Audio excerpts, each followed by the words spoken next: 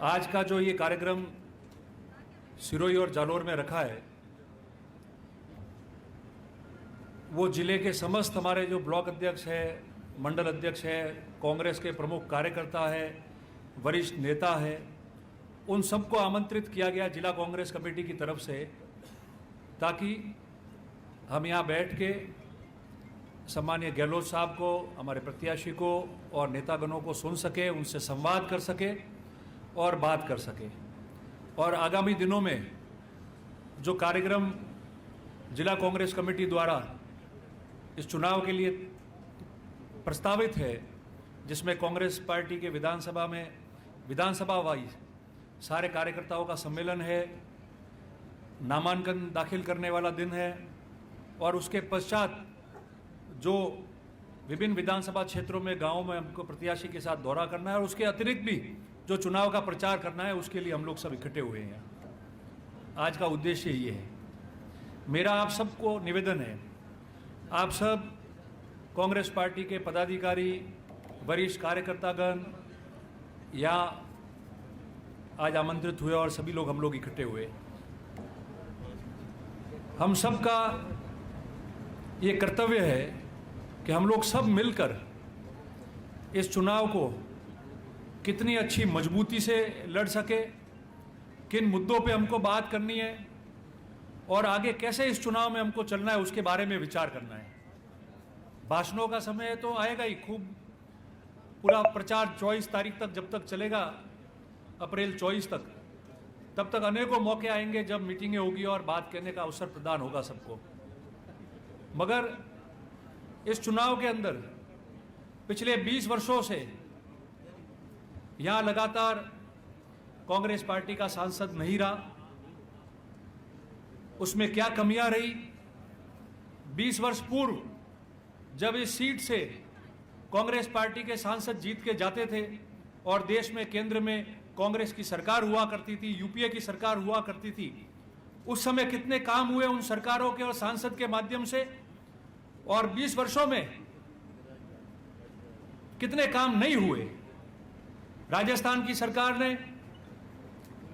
वर्ष 98 में, 2008 में, 2018 में गहलोत साहब के मुख्यमंत्री रहते उनके नेतृत्व में जालोर जिले में कौन कौन से ऐतिहासिक काम किए और उस काम को उसके बाद आई हुई भारतीय जनता पार्टी की सरकारों ने कैसे रोका, ठप कर दिया, और उसके बावजूद भी कांग्रेस की वापस सरकार आने के बाद उन कामों को शुरू किया, उसके बारे में हमको चर्चा करनी है। आप कांग्रेस के कार्यकर्ता यहां बैठे, चुनाव आप लोगों से ही लड़ा जाएगा। आप लोग जो मेहनत करोगे,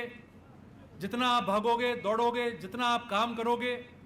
जो अच्छे सुझाव आप दोगे, जो मार्गदर्शन आप लोग दोगे, मार्गदर्शन नेता नहीं देता है।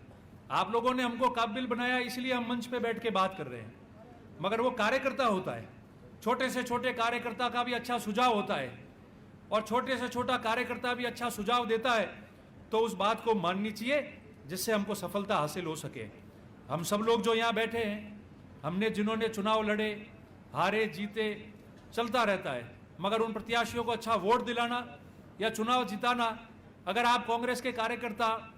विभिन्न गांवों में सभी जाति बिरादरी में जाके वोट नहीं मांगते, विश्वास नहीं दिलाते, वादा नहीं करते, पैठ नहीं देते, जमकर आप मुकाबला नहीं करते, बूथों पे आप वोट नहीं डलाते, तो क्या इतने अच्छे वोट हारे हुए प्रत्याशियों को भी मिलता और जीते हुए प्रत्याशी क्या चुनाव जीत पाते? मुझे बताओ आप। तो सब आप पे निर्भर है और जो आप करोगे उसी से योगदान मिलेगा। जितने नेता मंच पे है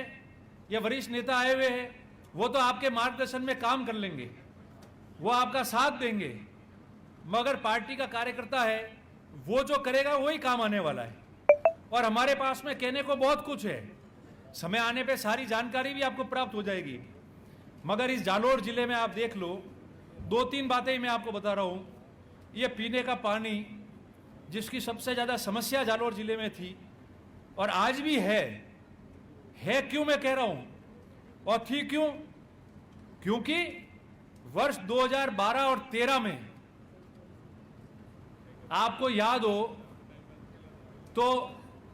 वर्ष 2000 में सुखराम जी आप बैठे प्रधान होंगे, हीरालाल जी एमएलए थे, सबसे पहला कार्यक्रम गहलोत साहब का वहां रखा था मीठी बेरी, या सुखराम जी कौन सा था वहां, मीठी बेरी पे उस दिन इस जालोर जिले में पानी कैसे आएगा उसकी नींव रखी गई थी गहलोत साहब से, उस समय मुख्यमंत्री थे। और 2003 में जब सरकार चली गई तो 2003 से लेके 8 तक वो कार्यक्रम बिल्कुल ठप हो गया। और जब लगा कि 2008 में चुनाव आ रहा है तो राजस्थान की सरकार ने गुजरात सरकार का भी विज्ञापन छाप दिया और बॉर्डर पे कह दिया कि हम पानी भेज रहे हैं पीने के लिए, इरिगेशन के लिए। राजस्थान की सरकार तो बॉर्डर पे पहुंच गई और वहां से 1 किलोमीटर दूसरे बॉर्डर पे गुजरात की सरकार के उस समय के आज के प्रधानमंत्री जी, मुख्यमंत्री जी कोई नहीं आया वहां, क्योंकि उनको पानी देना नहीं था। मगर 2008 में जब कांग्रेस की वापस सरकार बनी तब 2012-13 और 13-14 के बजट के अंदर 1500 करोड़ रुपए का पानी लाने का DRER और FR प्रोजेक्ट के माध्यम से अशोक गहलोत जी की सरकार ने प्रावधान किया था और काम शुरू कराया था। और आप देख लो वो काम शुरू हुआ और जैसे ही 2013 में सरकार बदल गई, ये सब भारतीय जनता पार्टी के लोग और कार्यकर्ता ठेका लेने के लिए लड़ पड़े, ठेकेदार भाग गए, उसकी वजह से कंपनियों को ब्लैकलिस्ट करना पड़ा, नए ठेकेदार आए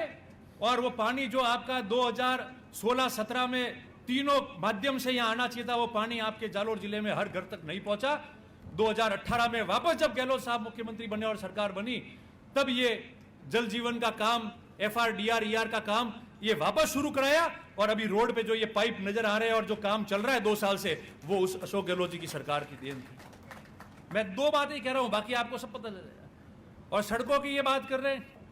कोई भी व्यक्ति कहता है कि जालोर की सड़कों की इतनी खराब दुर्दशा है, बिल्कुल है, मैं भी स्वीकार कर रहा हूं है, पर खराब कब हुई? 2013 तक अच्छी सड़कें बना के कांग्रेस की सरकार ने आपको दे दी और 2013 के बाद जब भारतीय जनता पार्टी की सरकार बनी और 2016 और 17 में जालोर जिले में सर्वाधिक वर्षा हुई, बाढ़ आई, सड़कें टूट गई, उसके बाद उन्होंने कारी भी नहीं लगाई उन सड़कों पे, उन सड़कों को ठीक भी नहीं किया। 2018 में कांग्रेस की सरकार आई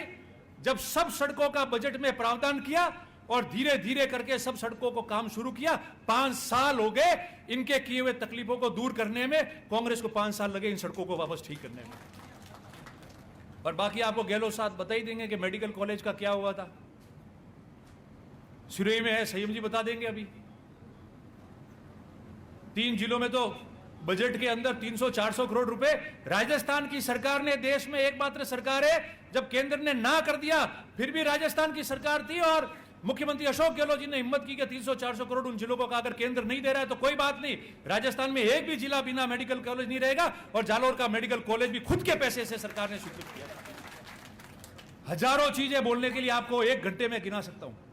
खड़े खड़े 1-1.5 घंटा। ये हम लोगों को कहना है, आप लोगों को कहना है। आप कांग्रेस के कार्यकर्ता कहोगे तो ही बात पार पड़ेगी। गांव में आप लोग मुकाबला करते हो वहां बैठ के मंच पे, जाजम पे, चौथे पे, दूसरा कोई नहीं कहेगा। और ये बात बिल्कुल देखो, एक सत्य बात और आपको कह रहा हूं, राज होता है, नहीं होता है, काफी सारी चीजें होती है, हमको भी महसूस होता है, आपको भी महसूस हुआ होगा, ये काम सब कुछ हुआ, मगर कांग्रेस के कार्यकर्ताओं के मान सम्मान में कोई कमी नहीं छोड़ी। हमारा व्यक्ति जीतेगा,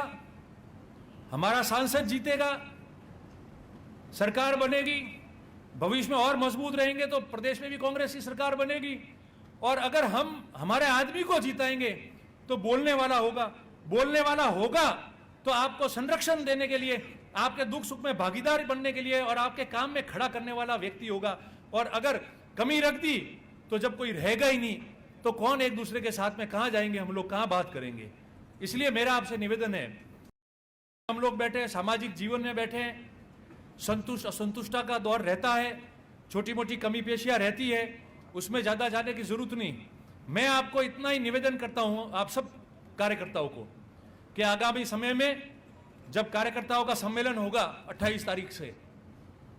दोनों जिलों में, हर विधानसभा क्षेत्र में, 8 विधानसभा क्षेत्र में नामांकन भी दाखिल करेंगे, हम सब मिलकर मजबूती से काम करें और मजबूती से बात रखें कि जालोर को कितना सहन करना पड़ा, हमारा प्रतिनिधित्व लोकसभा में नहीं होने की वजह से कितनी तकलीफें हमको देखनी पड़ी। वो दौर एक दौर था जब कांग्रेस के सांसद जीत के जाते थे, बूटा सिंह जी भी थे, याद करते थे कांग्रेस का सांसद जब जब यहां रहा सरकारें रही,